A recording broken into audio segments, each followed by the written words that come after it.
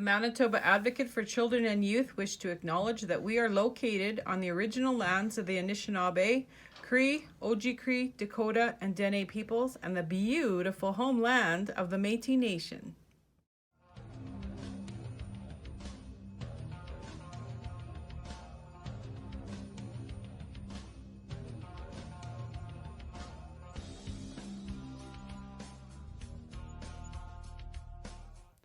Welcome back. We are here for Youth Engagement Live, episode number 27. Wow. I'm going to get right into it with Cheryl. I don't want to take up too much time. So just want to say, be sure to check out the video description. We're going to share some very helpful links and resources. So anything we talk about, definitely give a read, because especially this week, there are some very helpful and youth and kid-friendly links that we're going to be sharing regarding the topic that Cheryl will be speaking to today. Good morning. My name is Cheryl Alexander. I'm the Knowledge Keeper here at the Manitoba Advocate for Children and Youth. Today, I'm very honored to be wearing my orange t-shirt in memory of All Children Matters, which is September 30th. It's 5 days away. So we're going to talk a little bit about the purpose of just honoring residential school survivors and being able, there's a lot of links that are available, but it's very important in my family, being a second generation residential school survivor, my children as well. So being able to understand what happened and some of the side effects, that trauma, those areas that absent parent. So looking at being able to honor in a small way, wearing orange, the stories that doing the research today, this week about Orange T-shirt Day and talking with Phyllis about what had happened and why. So it's been around since 2013, and to be able to wear an orange T-shirt, there's lots of agencies and stores that are you can purchase your own shirt, and the reason why is Every Child Matters is so important, especially here at the Manitoba Advocate for Children and Youth. Yes. Today, I'd like to just reference that back to Article number 8. You have the right to an identity, an official record of who you are. This is just a small reach to that, but it honors those children. Especially, there's a part in one of the videos that talks about honoring the children that never made it home from residential school, and I think that needs to be acknowledged very publicly, why these events are so important to be able to take part of. Any small thing helps. Here at the office this year, I wasn't able to participate last year, as I have a grandson born on the 30th of September. So this year, I made it a special effort to help our staff and our YAAS members to start beaded pin. So we have these pins that we've had staff. I'd like to give John a big shout out because he actually was one of the ones. I have a few that are on the way. Tanis are able to complete wearing the beaded pins. So it's a process to learn how to bead. It's a process, and every little thing that I try and do is a teachable moment. So this week I was very honored to be able to sit with John. He got his beaded pin. Wavy's wearing his actual beaded pin today. The shirt's a little wrinkly, but That's okay. The fact that he was very diligent, didn't want to put it down. People see me as a beader, and one of the reasons that I learned to bead was very young. It was part of my culture that I never had a chance to understand. So I actually, in my own story, was able to learn how to bead. So my lifelong journey through beading, through helping people to understand a little bit about the culture, and Orange T-shirt Day is one of the ways that we can do small acts of kindness just to say that we understand and we are helping to bridge that gap with reconciliation, to be able to show that we support and understand that, there's a lot more. When we meet people on the street and we say good morning, whether they say good morning, we don't know what's going on in a person's life. So we have to show acts of kindness, just being able to smile at people, just to help them kind of reflect and rebalance things. I really enjoy being able to help share cultural cultural events, cultural practices, and our history was very dark with the residential school era, and to be able to come to some sort of understanding, and the education system, actually all of Canada is doing a very good job in being able to understand. It's in our schools. We have practices and a lot of our healthcare, justice, probation that talk about what it is to reconcile. So to understand some of our history, to bring it fast forward to today. Well, So this is a really good initiative to be able to begin that journey. And I think I realized this week just like there are educators and teachers going out of their way. We met one this week when we were our YAAS team was invited out to the grand opening of a medicine healing garden out in Selkirk, and Oh, that's right. and one of the teachers there, and thank you, Jeannie, for that invite. But there was a Mark, one of the teachers there, was speaking to this work, and he actually actively has that involved with his students and his youth about educating them.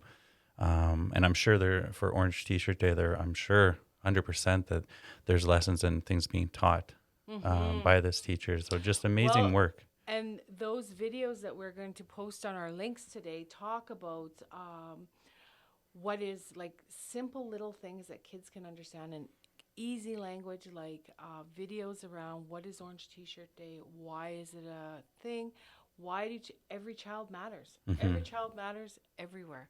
So, and with our rights, I like how it all ties together, but especially at the Manitoba Advocate in talking about the rights of the child.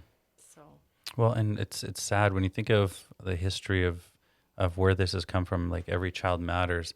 It's a bit sad when you think of, you have the right to an identity and an official record of who you are. And I think it's important that children and it's taught to children that this was a time where not every youth, there isn't an official record. When they give estimates on the number of children that were lost at residential schools, it's one of the reasons why it's on September 30th. It's not particularly that day, but that's marking the time of fall. The fall time was always a bad time for having to leave your home to go back to the schools, and it was a really not enjoyable time.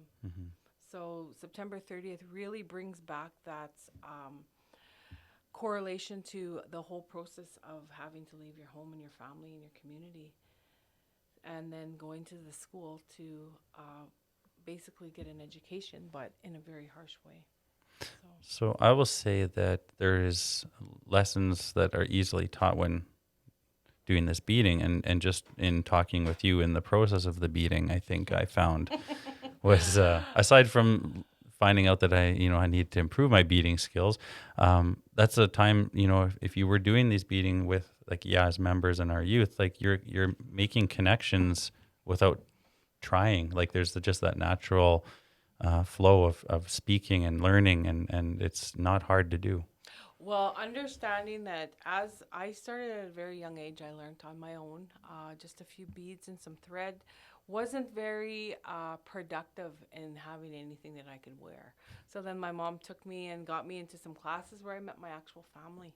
So that was a journey in itself, but I could make, as an early educator, I could make, I think it should be something that all kids could learn to be able to. I could bead every day of the week. I beat a lot of things, shoes, jackets, hats. But getting off the topic, when we talk about the beading process and looking at how school, every day when Indigenous people were learning from our ancestors, we looked at our environment, seasonal changes, things of necessity. We don't have we didn't have the common comforts of every day. Just like when going back to the teepee, when I had you all inside the teepee, and I said, okay, this is your whole house. Everybody lives in here, so you wouldn't have a lot of belongings, you wouldn't have a lot of privacy, but you would have the basics.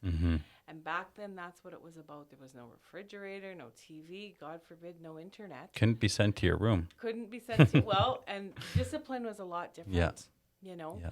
So when you look at different ways of indigenous knowledge keeping and our structural, the elder and the young child, that's where a lot of the learning happened.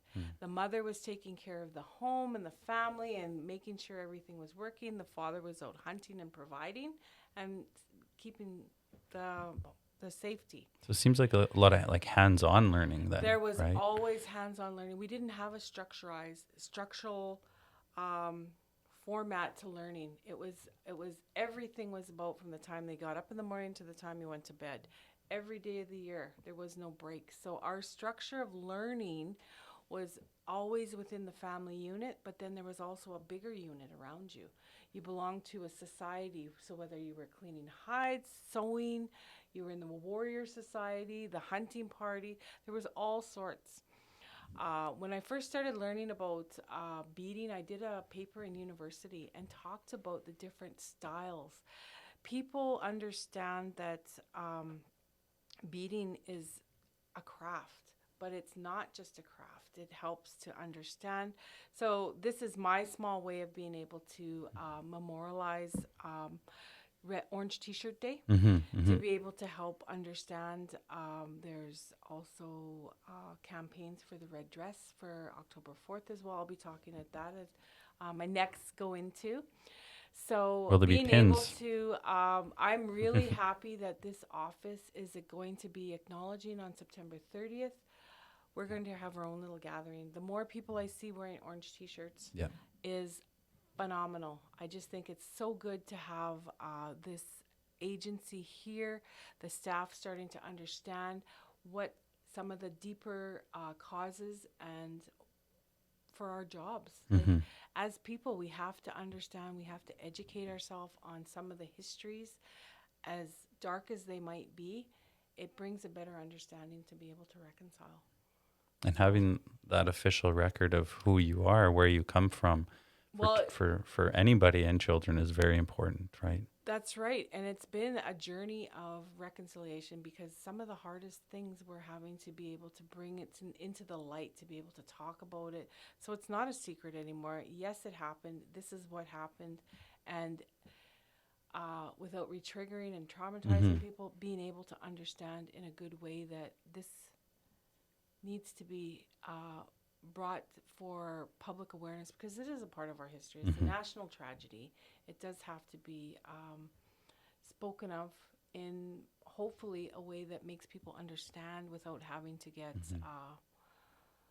one way or the other. And there's always, you can't say people aren't going to be, because people have lived through it. Yeah. They've had trajectories change for their lives.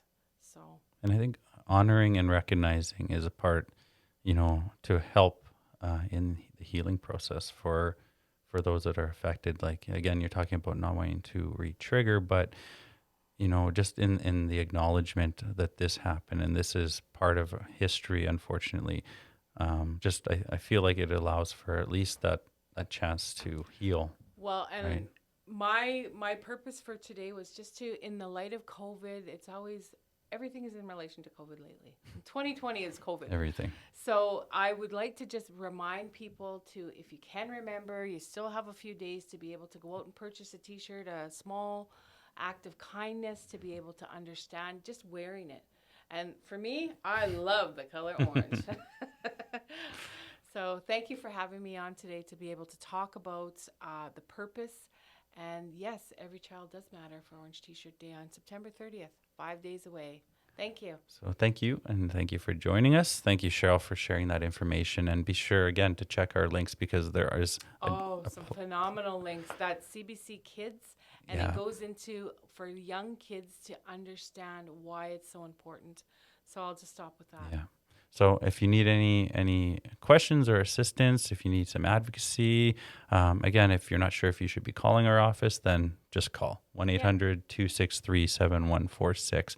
Our advocates do some great work here. So I just want to say it's important for self-care. Follow the public health orders right now. Yes, mask up for sure. Social distance, stay home if you're not feeling well or you're just not sure. So try and keep the numbers are climbing very rapidly. So always wash your hands. Take that time to wear your mask, and it's important. And we will see you again next Friday, October 2nd, and we will have another episode covering the UNCRC, and we'll have maybe one of our youth back and Cheryl, and you'll never know until you check in. That's all. So Well, I might do some pictures around Orange T-shirt. That would I'm be good. posting a little impromptu. So that would be good, I think, for people Yeah. to see. Yeah. And we're going to be doing our red dress campaign next. So October 4th is national. So we are going to be doing a display in both offices and hopefully some red dress pins as well. I'm going to take part in that. Right on. Thank you, John. Thank you.